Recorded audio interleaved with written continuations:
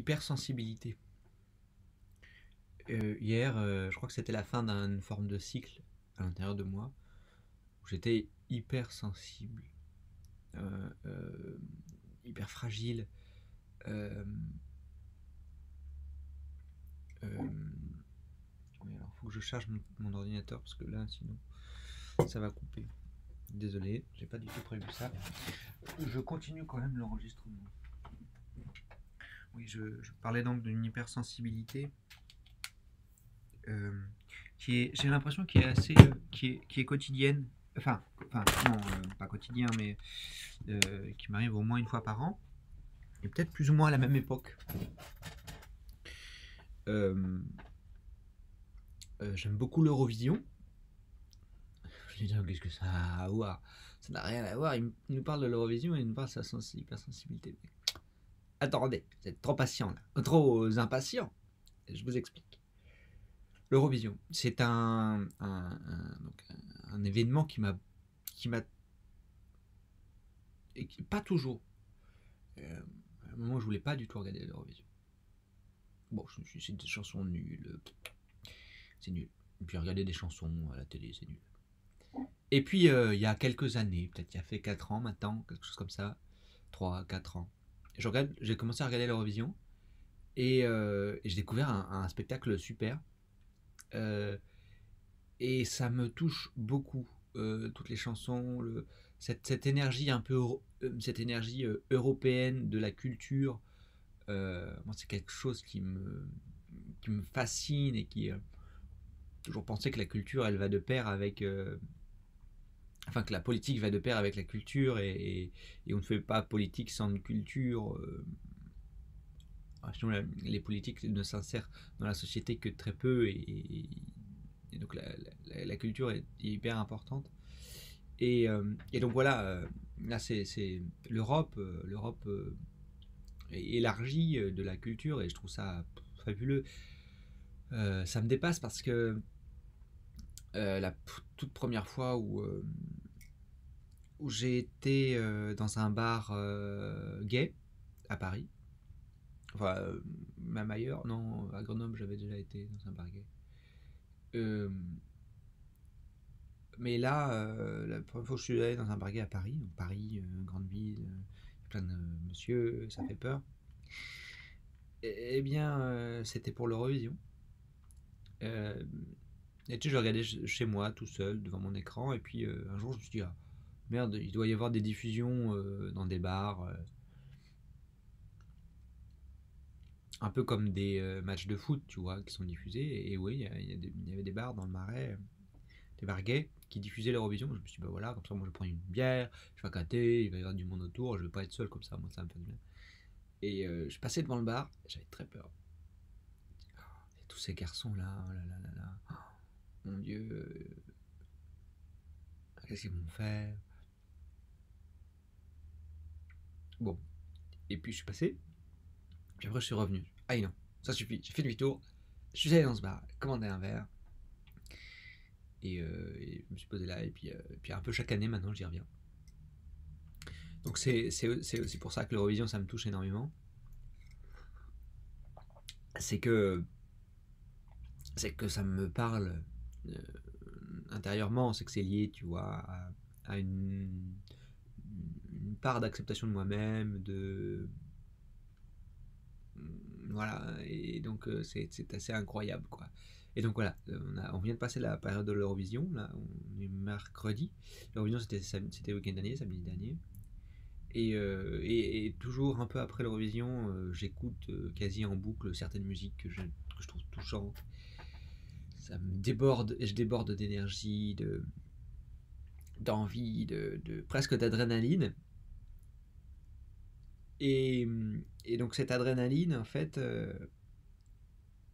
vraiment constant tout le temps. Ah, je l'ai un peu, mais un peu moins quand même.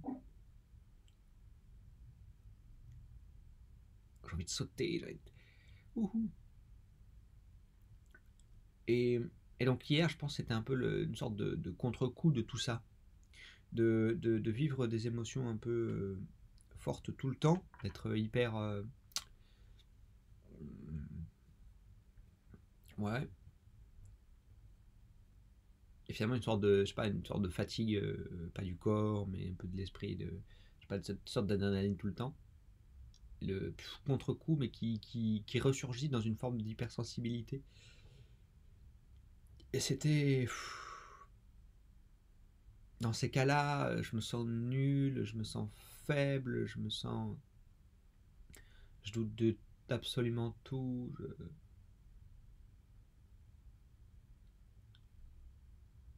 Euh,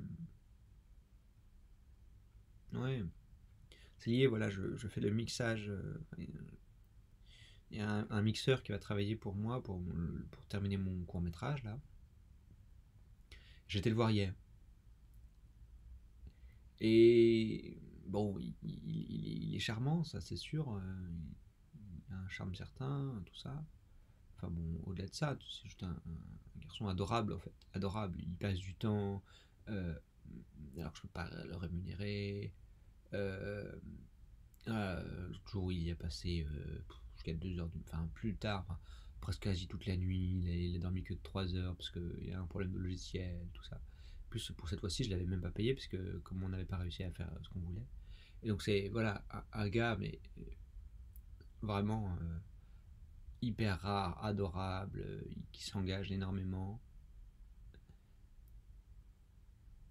Et donc voilà, hier c'était la première fois que je le rencontrais dans son studio, dans le studio dans lequel il va travailler pour mon mixage. Là, on va le reprendre le mixage. Et donc j'étais là dans ce lieu, c'était une école autour du son, dans le cinéma, tout ça. Et moi j'aimerais m'orienter plutôt un peu vers le cinéma, peut-être un peu de documentaire, à la réalisation. Enfin bon, il y a plein de choses qui m'intéressent, mais le cinéma c'est sûr que aller explorer par l'image ça m'intéresse énormément. Et, et je me suis senti vraiment tout petit en fait, tu vois. Je m'imaginais un jour, tu vois, réaliser des films sur des thématiques qui me touchent énormément. Et là, voir tout ce monde, tous ces techniciens, tout ça, je me suis dit, mais en fait, moi je suis qui? Je suis qui? Je suis juste. En fait, je suis juste rien du tout. Je n'ai pas fait d'école de cinéma. Je suis juste absolument rien dans, dans tout ce monde-là. C'était dans une zone industrielle en plus, donc avec toutes ces entreprises un peu partout là, une sorte de grande bouffée comme ça qui me dit mais en fait faut que j'arrête avec le milieu de l'art, je me trouve un boulot ordinaire, classique, tu vois.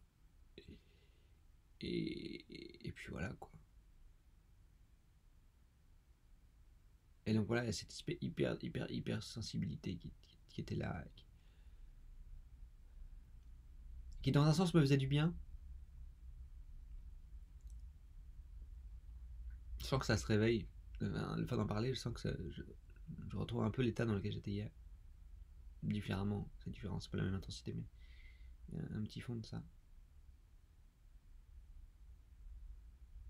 Et ouais, vraiment un tout remettre en question. Et je me suis dit, mais pourquoi je fais ça, pourquoi?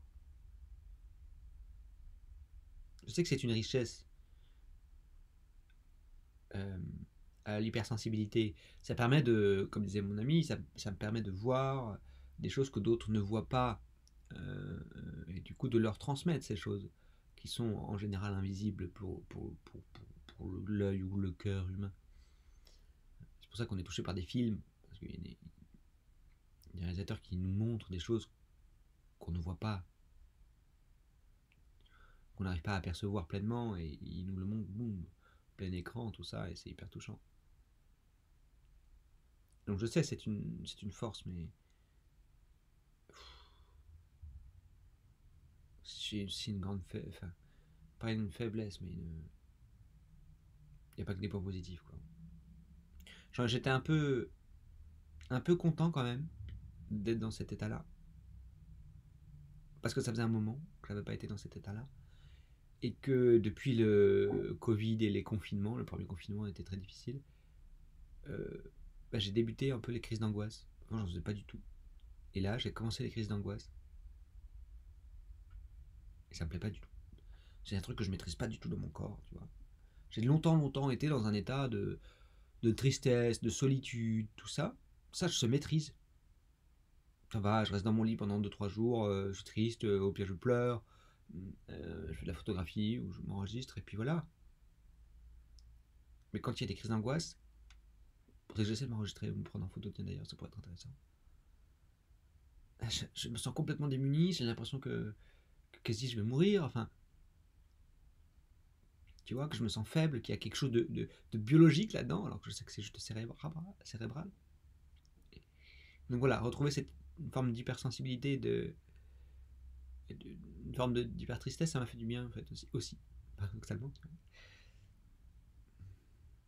Donc voilà, c'était un peu le mot du matin, autour de l'hypersensibilité, des états fragiles et d'une constante mise en question d'à peu près tout. Voilà. Ciao, ciao. Bonne journée.